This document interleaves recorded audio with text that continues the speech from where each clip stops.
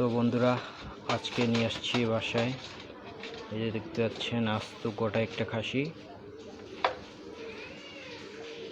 তো বাড়িতে এই যে আমাদের ম্যাডামের বাবার বাড়ির মানুষগুলো আসছে, কাকিমা, মা, ওর নানি, ওর বোন আসছে, এই জন্য আস্ত গোটা একটা ছাগল নিয়ে আসছি।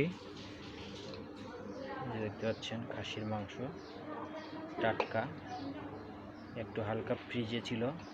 তো যেহেতু সকালকার মাংস, যার কারণে একটু ফ্রিজে রাখা হয়েছিল। এই যে এখন পিসগুলা সাইজ করবে আপনাদের ম্যাডাম।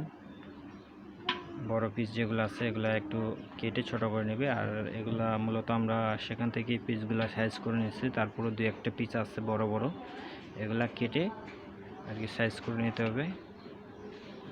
তো বন্ধুরা, এই যে আপনাদের ম্যাডাম আর তার দিদি পেঁয়াজ এবং রসুনগুলা কাটতেছে মাংসে দেওয়ার জন্য। তো পেঁয়াজ এবং রসুনগুলো খুব সুন্দরভাবে পরিষ্কার করে কেটে তারপরে মাংসে দিতে হবে।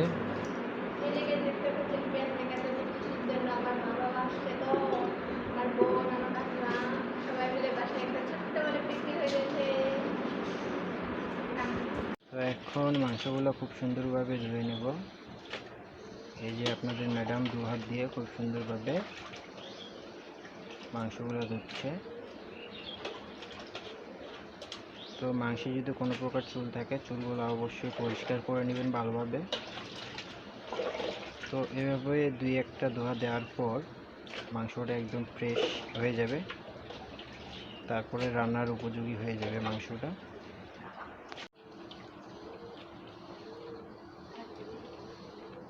তো এভাবে 2 থেকে 3 বার মাংসগুলো খুব সুন্দরভাবে পানিতে ধুয়ে নিতে হবে।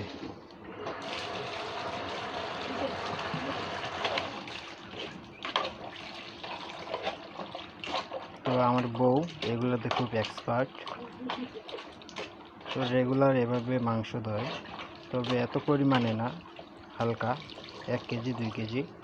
তো আজকে যেহেতু বাসায় মেহমান আসছে, তো যার কারণে পুরো একটা ছাগল নিয়ে চলে আসছে বউ আমার আজকে মার্কেট থেকে। তো এই যে মা এখন মাংসটা পাত্রের মধ্যে দিবে অ্যান্ড এটা খুব সুন্দরভাবে রান্না করবে।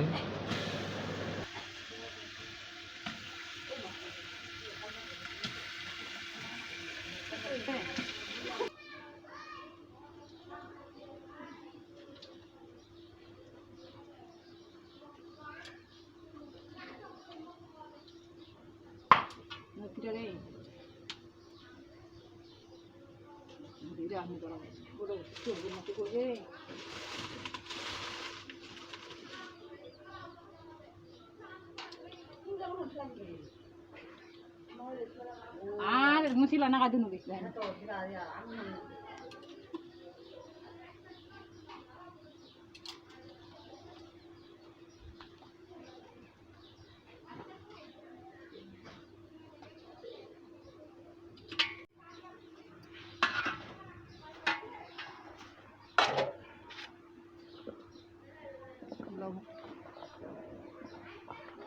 কোথায় দিবা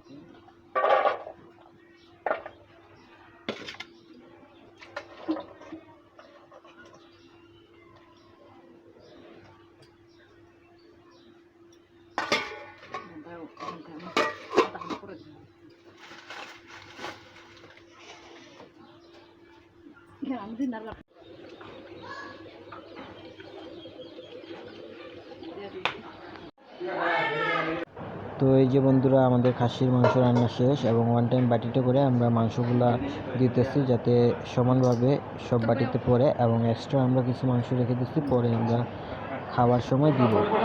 এই যে আমাদের আত্মীয়গুলোকে সব কটাকে বসায় দিচ্ছি এক জায়গায় বসায় আমরা সব কিছু সার্ভ করছি। অ্যান্ড মোটামুটি রান্না সবাই বলছে ভালোই হয়েছে, আর আমার মা একটু খাসিটা ভালোই রান্না করতে পারে। তো এই যে